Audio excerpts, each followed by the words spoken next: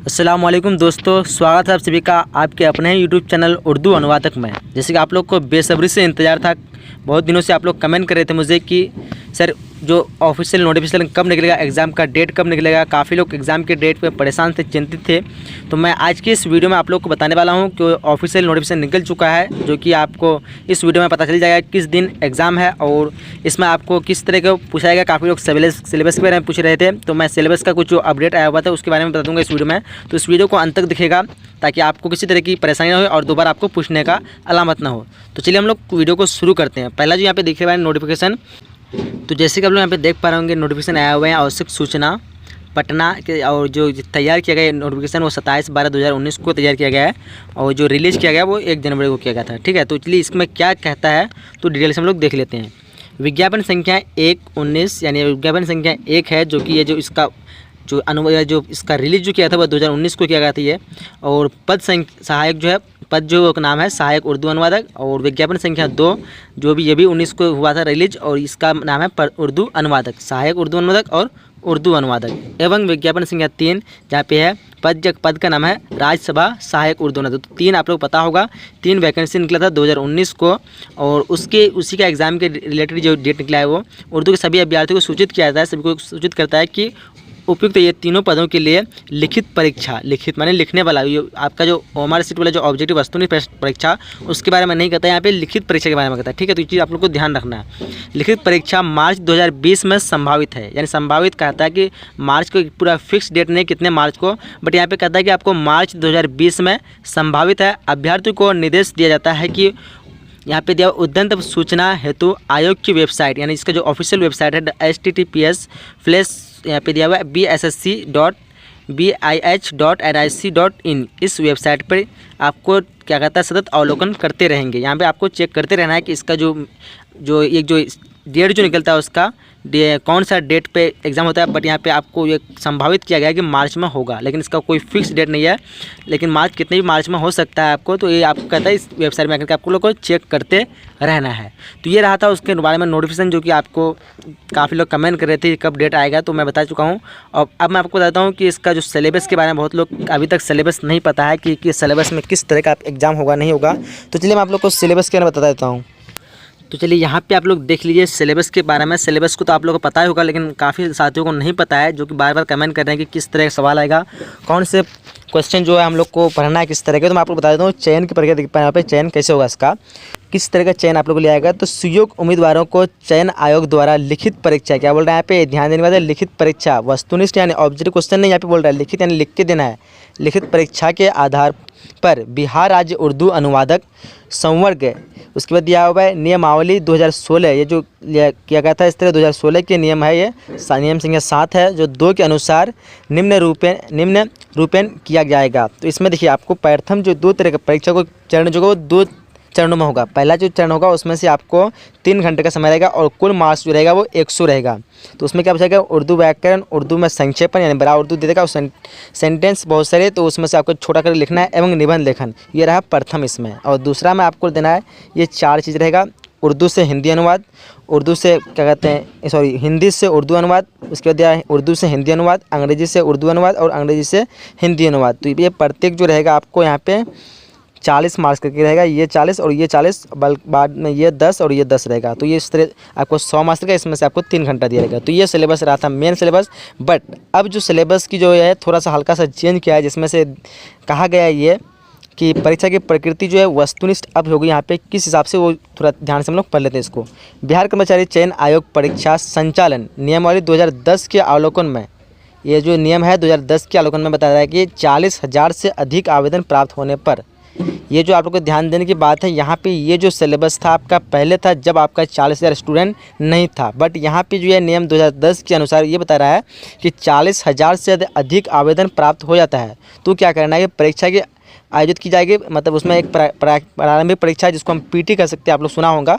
तो पीटी परीक्षा की आयोजित की जाएगी। प्रारंभिक परीक्षा में वस्तुनिष्ठ प्रकृति की होगी, यानी इसमें केवल और केवल ऑब्जेक्टिव क्वेश्चन जाएगा, ना कि आपको यहाँ पे लिखित परीक्षा होगा।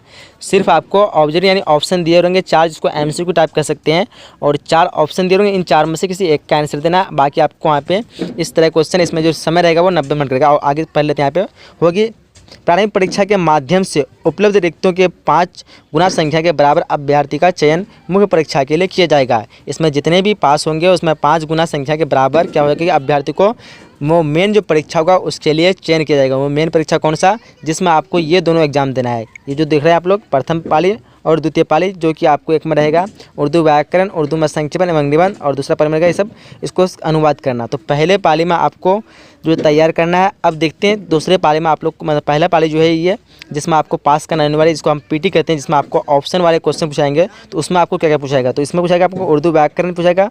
तो उर्दू व्याकरण में क्या क्या आपको वाहिद जमा आ जाएगा, तज़कीर व तानीस आ जाएगा, अजदाद आ जाएगा, उर्दू से हिंदी में अनुवाद, हिंदी से उर्दू अनुवाद। अब यहाँ पे आप लोग देखेंगे तो यहाँ पे आपको एक कोई सेंटेंस दे देगा हिंदी में, आपको बोलेगा कि इसको उर्दू में अनुवाद कीजिए, ठीक है। फिर कोई दे देगा इंग्लिश में सेंटेंस, बोलेगा उर्दू में कीजिए, कोई हिंदी में दे देगा उसको उर्दू में दे देगा, उसको बोलेगा हिंदी में अनुवाद कीजिए।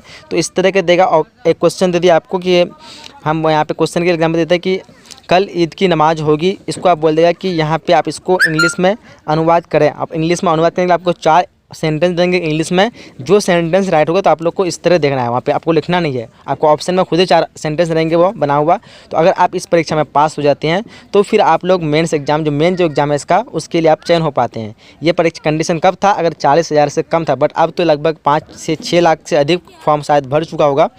तो इसलिए आपको लिए आप ये एग्ज़ाम जरूरी होगा। तो आप लोग को पहले इस एग्ज़ाम की तैयारी करना है। अगर आप इस एग्ज़ाम की क्वालिफाई करते हैं तभी आप लोग मेन एग्जाम में जा सकते हैं। और इसमें आपको समय रहेगा 90 मिनट का, टोटल 100 मार्क्स रहेगा। और दूसरा में आपको सब्जेक्ट ये तो होगी आपको ये क्या कहते हैं व्याकरण से, उसके बाद उर्दू शब्द वाले से हिंदी शब्द वाले का निर्माण, यानी कोई उर्दू का शब्द देगा, बोलेगा कि इनमें से कौन सा ये जो शब्द है उर्दू का ये हिंदी में कौन सा होगा। हिंदी का 4 शब्द देगा, जो राइट आंसर होगा उसको आपको टिक लगाना है। फिर देगा हिंदी शब्द वाले से उर्दू शब्द वाले का निर्माण।